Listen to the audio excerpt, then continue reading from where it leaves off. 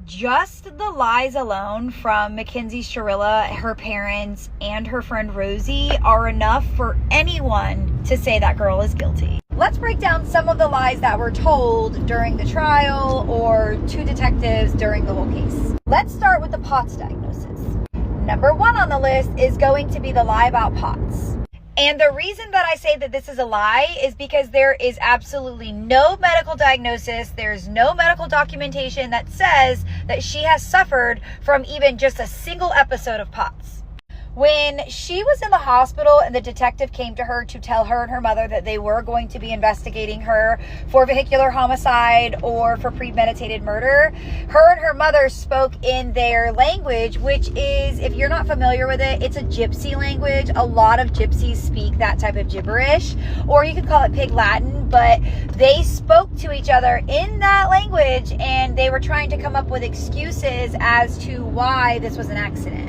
And in that conversation, she actually tells the detective, can't you just take my license for like 10 years or something? That, to me, is her admitting guilt. Why would they need to even so much as take your license if this was an accident? There should not be a punishment for something that was an accident. Which, like, come on, let's be honest. You do not touch your gas pedal and floor it and go 100 plus miles per hour on accident. That just doesn't happen.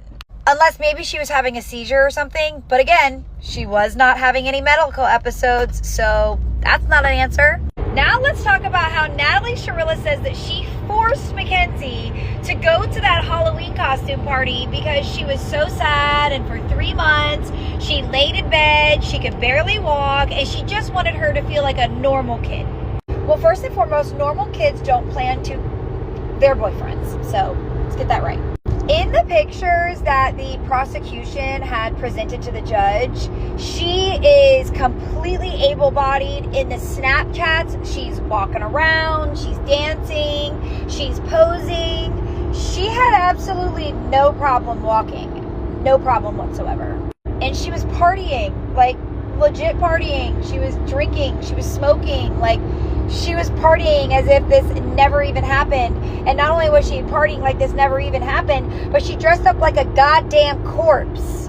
And last but not least, let's talk about her toxicology report. Now let's talk about Mackenzie saying that she is the one that was a victim. So Mackenzie and her parents said that Dominic was the one that was abusive to Mackenzie, and that he was the one that would grab her wheel, and he was the one that would drive erratically, or he would text her these horrible things, and he was really nasty to her, but yet she loved him so much, even though he was really bad to her. When in fact, if you look at all of the cold hard evidence, it proves that Mackenzie was the one that was abusive. Even her own friends made statements saying that she drove erratically and that a lot of people didn't even like to drive in the car with her because she had severe road rage. This girl had crazy road rage.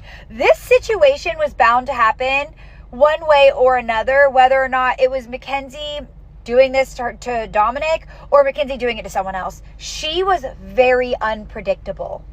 Overall, if you're not guilty, you have no reason to lie. There's nothing to lie about if this was an accident. And they just kept getting caught in lie after lie after lie. So to be honest with you, the lies alone show her guilt. And her parents, I really hope that some way, somehow, they're able to find a way to prosecute her parents for something, because her parents are her downfall. The reason why she is where she is right now is 100% because of her parents and their lack of parenting.